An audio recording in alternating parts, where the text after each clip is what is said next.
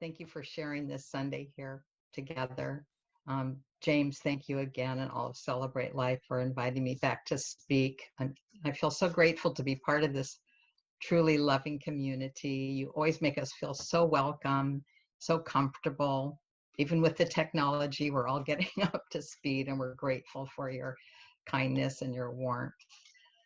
So it's wonderful to see so many of you from Santa Barbara and our new extended family. And I see some people I haven't seen for a while. It's wonderful to see so many from an SAC here as well, and from across the pond.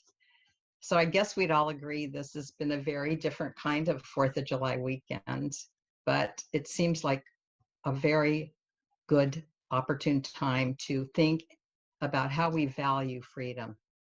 And in whatever way you've been acknowledging the holiday weekend, these times are very different. It's a celebratory weekend, but I'm sure some of us have gone inward in our thinking to contemplate, since a lot of us are still home.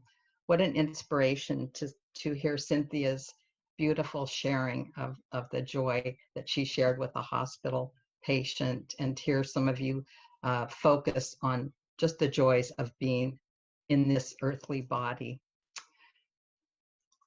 So I think we all realize that we're in the midst of a huge transformation and some profound changes.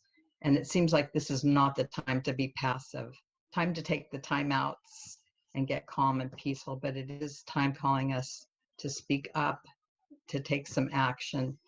Events have converged in really amazing ways that have exposed the pandemic, exposed injustices, and call us to look at the history of our country and consider how we're going to live, how we're going to go forward, the time to reevaluate and rethink how we're going to all move together. And we know as spiritualists, the power of our thoughts are very powerful. I truly believe that this presents a time for healing on so many levels, as a society, a country, a time to heal the injustices of inequality, maybe even a time to heal our earth and our planet, as well as the healing that's going on in our own individual and our personal lives. And although the challenges seem really massive right now, we understand they are opportunities. We're all striving to better understand the true nature of this virus so we can put our best efforts to control it. And we're striving to take actions that will serve to implement true equality and justice. I think as spiritualists, we could say we're in the actual experience in real time of witnessing the laws of cause and effect and the laws of consequences. So what can we do right now? What is the truth? We might not know the exact cause of this virus, but we know that the virus is the cause for the infection and its effects of sickness and deaths, and that the cause of the spread of this virus is largely based on our personal individual behaviors, and the effects our behaviors impact the effects on others, who gets infected, who's getting sick, needs to be hospitalized. And some of the consequences perhaps are unknown. We might not even know what they all are at this time. So we look to science to provide facts and guidance. Some more facts and data we know will be forthcoming, but we can't dismiss what we have or wish it away. As our prayer for spiritualist healing says, and I will do my part. So we each need to do our part. And I know I truly am preaching to the choir today, because I know everyone here is mindful and responsible, and it makes it such a joy to be with others of like minds. I live in the little town of Carpinteria, which is about 12 miles south of Santa Barbara. My husband and I have lived here for the last 14 years, and we moved after 37 years up in Half Moon Bay, which those of you up in the Bay Area might be familiar with. They're kind of about the same size as far as population goes. And in the town of Carpinteria here, we have a weekly free newspaper called the Coastal View News. And we have this one section in the paper I look forward to each week. It's called Halos and Pitchforks. And it's a little bit like the Jiminy Cricket conscious conscience of our community here. Excuse me. It's a place where people can submit like a halo for people who do something positive and a pitchfork to point out some negative things they've noticed in the community. So it kind of keeps us all on our toes. So this week there were 7 halos in the paper that went to folks such as our fire protection district and several of our generous carpinteria merchants who've been very helpful during these times. And then there were 2 pitchforks. And the pitchforks were, one was a reader sends a pitchfork to all the people visiting carpinteria who live out of town, who don't wear their face masks when they're in town. And then another reader said, a reader sends a pitchfork to the employees in carpinteria who don't wear their masks properly, leaving their noses exposed and disregarding the CDC guidelines. Another of the features in the paper is called The Man on the Street. Larry Nimmer is his name, and he goes around and he asks a question to about 5 people. And this week's question was, what surprises you? And the respondents were surprised by how many people were not wearing masks around the town and thought that wearing a mask says, I care about you. It probably seems so simple, so basic to just wear a mask. Not the only recommendation, of course, but in addition to the distancing and hand washing and just being careful, we know it helps. So why does this simple action seem so controversial? I know everyone that we here take personal responsibility very, very seriously. It's part of our principles, our personal responsibility. We want to do our part based on facts and information that's been supported. So let me just ask you, how many people are perplexed about how divided we all are? Raise your hand. Yes. Okay, good. I'm glad I know I'm in the right company here. I find myself really contemplating and thinking about this, like, why is this so different? I don't understand how the science got mixed up with the politics.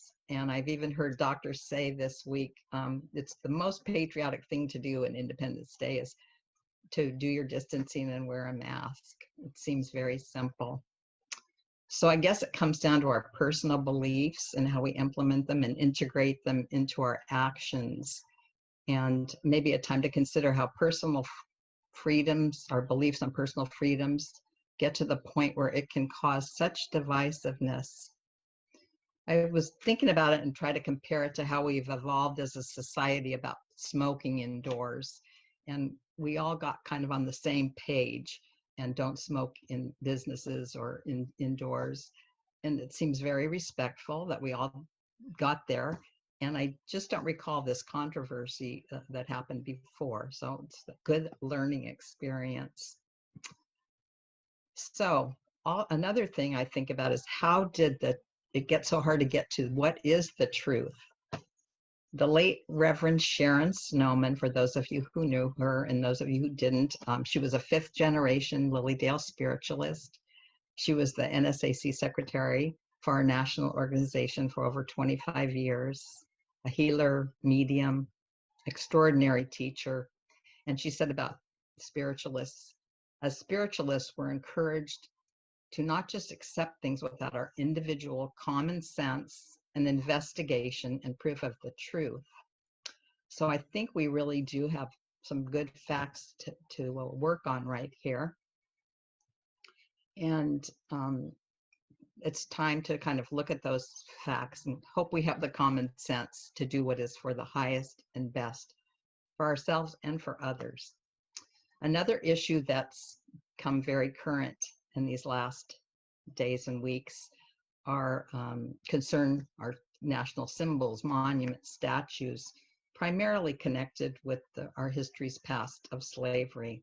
And we're living in a time where it's a great time to really look at the United States, at the truth of inhumanities and injustices.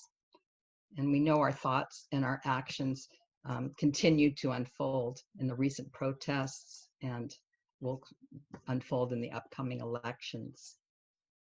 But this time in our history is truly an opportunity to bring healing not only to our own country, but throughout the world, and really look at our perception of our human family and how to live the golden rule. The late Hamilton W. Mabie, author and essayist from the 1898 The Life of Spirit, says of history, history is the record of the expansion of spirit and of its endeavor to bring political institutions and social conditions into harmony with itself. So, what do we need to do, and how can we heal our relationships? Excuse me, I lost my place a little bit here. Pardon me.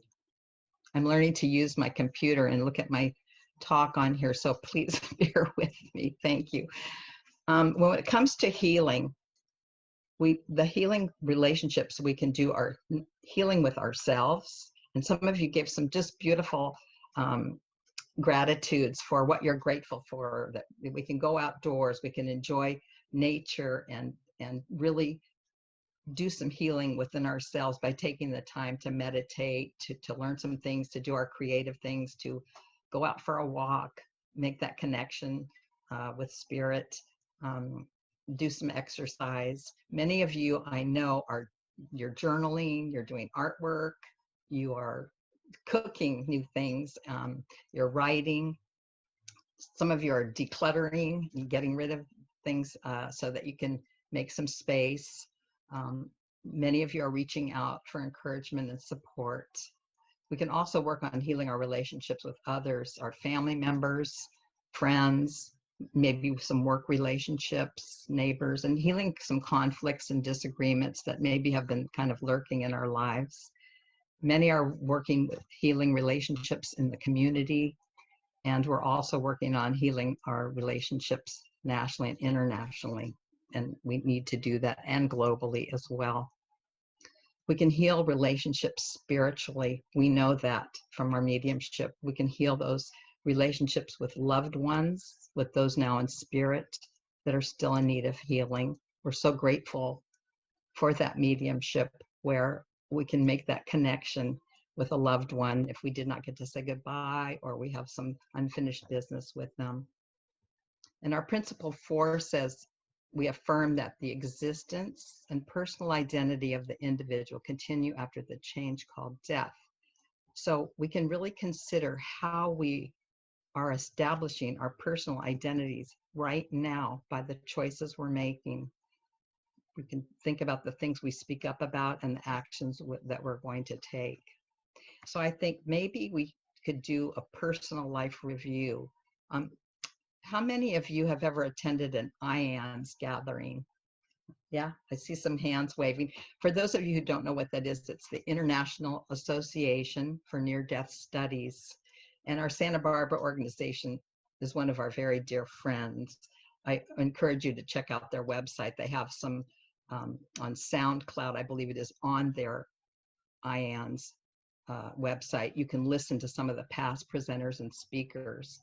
But many who have had near-death experiences have reported having a life review. So has anyone ever seen the 1991 movie Defending Your Life with Meryl Streep and Albert Brooks? Oh, I see some hands. It is a very funny, delightful, entertaining, but thought-provoking movie about a man and woman who meet at the afterlife, and they have to review their earthly actions to defend whether they're going to go back to Earth or move to a higher plane. And I urge you to check it out. It's delightful, and it's just fun to think about having that life review.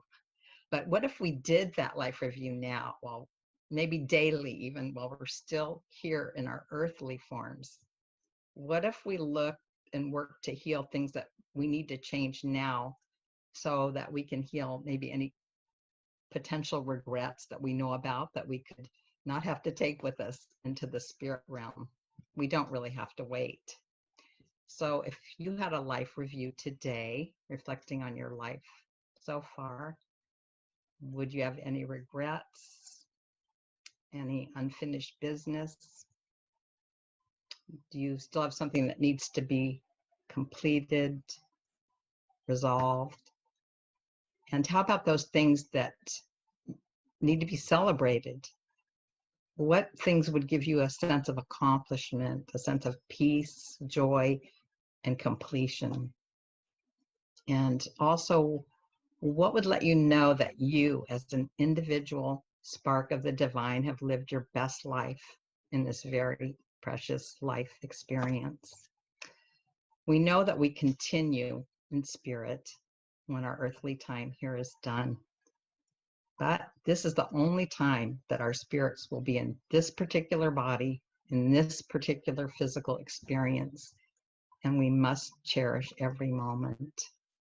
So considering doing a life review while we're still here, a Dr. Ira Byock, who's an American physician, leader of palliative care, founded the Health Institute for Human Caring and author of Dying Well, and Four Things That Matter Most, among some other books, says, death ends a life, but it does not end a relationship. So those are profound words.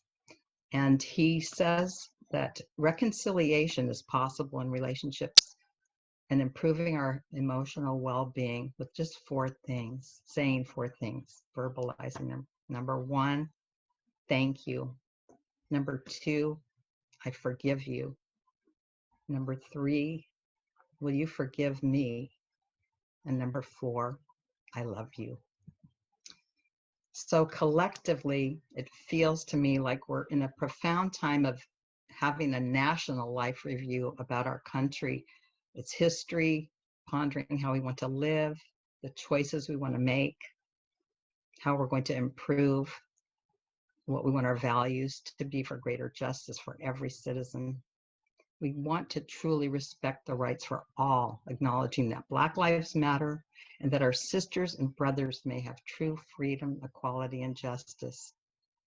And also converging at this time, we're experiencing awareness of our global interconnections in very profound ways and the responsibilities that come from all being interconnected.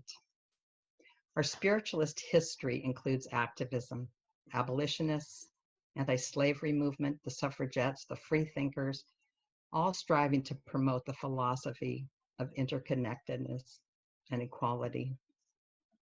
As nonprofit organizations and churches, we do not promote or advocate for particular political candidates or parties, but we do take social justice stands because we want to focus on improving the lives for all living beings. And our early spiritualist pioneers have done so and continued since the inception of spiritualism and its recognition as a religion in the United States. So what is connection?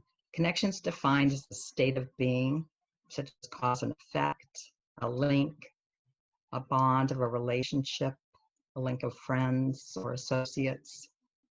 In our physical forms, we have our physical boundaries, but as human beings, we are naturally connected biologically and energetically. We can experience the vibrations of one another. We're aware of our connections to our higher self, to each other, to the earth, the universe, and to infinite spirit. The late psychotherapist and radio broadcaster of the positive mind, named Armand Demille, said, when people go within and connect with themselves, they realize they're connected to the universe and they're connected to all living beings. As spiritualists, we affirm in our principles and in our philosophy that we're connected to those both in the physical as well as those now in spirit. And that brings great peace and comfort to know that life continues. And yet it emphasizes the responsibilities that we have while we're still here on the earth. When the late George Floyd said, "I can't breathe," his words have served to express and inspire this very significant time in our human history, and I think one we can't ignore. Our breath It is what enlivens our spirit to exist in our physical bodies. And it is the in and out of our earthly presence. It's the breath of the right to be, the breath of equality, of justice, and the breath of life of our Mother Earth. Every single breath we take is the connection between being alive in the physical and not being alive in the physical. And in the moments we can notice, there's times when we can just notice that we are aware of how our body knows how to breathe us naturally, automatically, without any input from us, as long as our lungs are healthy and clear. And when we do set our focus on our breath with our thoughts, as we did in the meditation today, that beautiful meditation by Mary, we can control our breath with our thoughts. We can hold it. We can monitor the spaces between our breaths. We can control how long we breathe in and out. But with a disease like the COVID virus, the ability to breathe naturally can be diminished. And with the knee of injustice on the neck of a living being, breath is impossible. In the strangest of ways, I'm feeling an interconnectedness with breath, making the choice to wear a mask, and with the personal identity of the individual. When we act on recommendations to physically distance, wash our hands, wear a mask, we're cooperating. We're saying that we care about others, doing our part, and we're trying to take responsibility to do the best we can. Sometimes when people are all masked up, we can't see our faces, our expressions, our identities, even though we think we're making a statement that we care. The frontliners in medical settings and hospitals, first responders who are so heroically efforting to save lives, are covered with the PPE and masks. And sometimes you can't tell what any of them look like under there when they're covered. I recently saw just a heart-touching interview with a man who'd survived the virus, and he'd been released from the hospital, and he wanted to thank the nurse who helped him, but he didn't know who she was. He only could see a little bit of blonde hair with all the equipment on, and he thought he remembered her voice. So when he went back, the hospital narrowed it down to 2 possible people that could have been serving him and helping him. And he did recognize the one who had cared for him, and he wanted to thank her because he was so moved by her kindness and her encouragement. He recognized her voice. And many of the hospital workers now are wearing a lanyard with a picture of themselves so that people can recognize each other. We're so grateful for those workers who are the link and the connection with our loved ones and with being with family in such challenging times, stepping up to do some very hard work. On July 4th in 1937, American writer Ernest Holmes gave a talk on the spiritual meaning of freedom. And in that talk, he said, we are tied to an immutable law of irrevocable cause and effect. Consequently, we are one, even while we are many. And that is the great lesson of life. And in The River of Life, How to Live in the Flow by our dear Reverend Marilyn Autry, she describes the law of freedom as the power of deliberate, unlimited choice. She says this is a very important and very powerful law. It makes you aware of the power that is in you. You have the freedom to make your own decisions, whether they are right or wrong, correct or incorrect. You may find there's not necessarily a wrong way, but perhaps just a detour in your path, for this allowing for more growth through new experiences. So even if our past perceptions about masks were that they were used to hide behind or pretend to be someone or something else on Halloween in order to have a different identity, now a mask can be seen as an outward symbol of cooperating, caring, and of identifying ourselves to have the willingness to do our part. Maybe we can see them as the mask of justice, acknowledging our humanity, participating in this global pandemic to slow the spread of the virus, and affirming that we believe the highest morality is contained in the Golden Rule. And maybe we can find inspiration in the words of Sojourner Truth. She was born in New York in 1797 into slavery, bought and sold 4 times. She was a fighter for social justice, an activist, abolitionist, and a promoter of women's rights.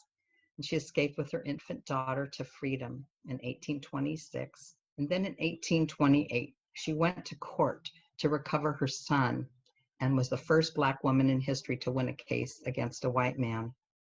She was born with the name Isabella Baumfree, but in 1843, she had a calling from Spirit to preach the truth, and she renamed herself Sojourner Truth. So I quote from her, "Life is a hard battle anyway. If we laugh and sing a little as we fight the good fight of freedom, it makes it all go easier. I will not allow my life's light to be determined by the darkness around me." We just have to remember not to laugh or sing indoors without our mask. So may your spirit be free, may you be peaceful, and may you be filled with love as you shine your light as you go in the days ahead. Thank you. Thanks.